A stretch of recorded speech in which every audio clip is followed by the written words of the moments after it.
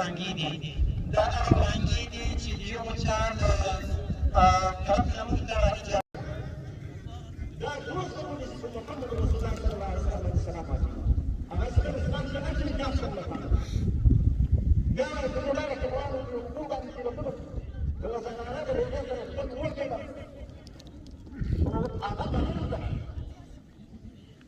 نو کله ورسېدو نو موږ ته ورسېدو دا رسول الله صلی الله علیه وسلم یا رسول الله د جماعت د کیږي وخت راځي هیڅ نه کیږي رسول الله صلی الله علیه وسلم دا څه ته خبر ونیسي او ورته وایي يقول ده ايه؟ معنى يا ايه؟ تجربة زو محمد رسول الله صلى الله عليه وسلم. ده عرفت يا بس جميل. دول مرة صحابي وايش يقولوا مقام ما جرى اللي كذا زلالة ما تقدر أقرأ. أنا عرفت ما تقول لي كل عمر الزمن. أنا والله أصدق بالله محمد رسول الله صلى الله عليه وسلم في أمان. تذكرني يقولون عليه يقولون عليه إنت أصدق بالله عليه وسلم.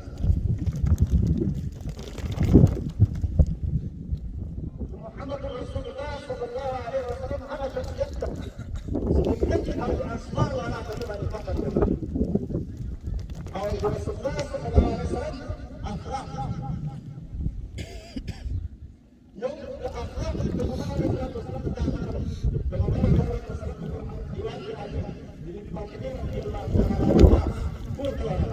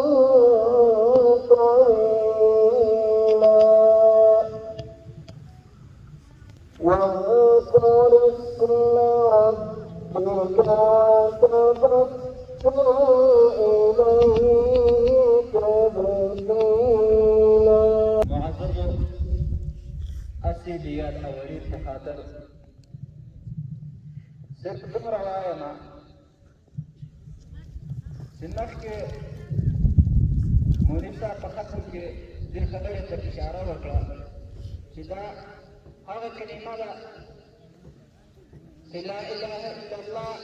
أو محمد رسول الله دا د مدینې منورې په هر ځای باندې لیکلي محمد رسول الله یا په مکان معظمه کې الله یا لا إله إلا الله لیکلي وړه خبره نه ده معظم هغه د بندګان په وخت کې د خپل امت او بندګان چې هغه د ناوسي او ناچاري له وجې نه جنت ولاړ او عزت ورکړی ده چې الله پاک د امام الانبیاء د معراج په شپه باندې ټول رسولانو ته او انبیاو ته ورته امامت د مسیرت په ولا څرګه باندې کتل مناسب نه دي لا إله إلا الله علم سجي الله لا إله إلا الله محمدي الله لا إله إلا الله داود خليفة الله لا إله إلا الله إبراهيم خليل الله لا إله إلا الله إسماعيل بديع الله لا إله إلا الله موسى كليم الله لا إله إلا الله عيسى روح الله نديرك على جدة يوسف خليك من الغار دا هغه یاسته چې په دې کې واک کې د غږ اچانه مسلې دي اول یو غږ دا ده چې جناب نبی کریم صلی الله علیه وسلم دنیا ته تشریف راوړی محمد رسول الله صلی الله علیه وسلم کم سختیات نه ده رب الجلیل پخپله فرمایي چې دا کوي وایي محمد رسول الله که ته چېرته زمانه ظاهره کړې دنیا ته ما به دنیا نه پیدا کړې ما به عرش نه پیدا کړی ما به جنتونو دوزخونه به پیدا کړي ټول یې محمد رسول الله صلی الله علیه وسلم د دوی نه پیدا کړو ای محمد رسول الله دا هغه شخص ده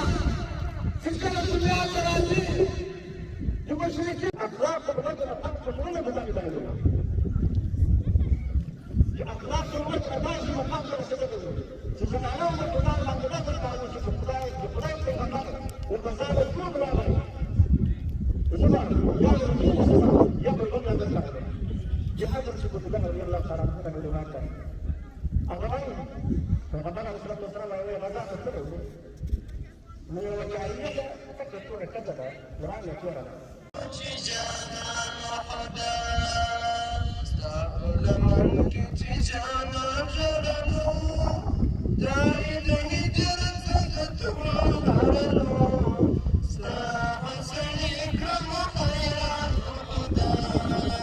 غشي خوړلو چې جانان خدا فاطمه په لطف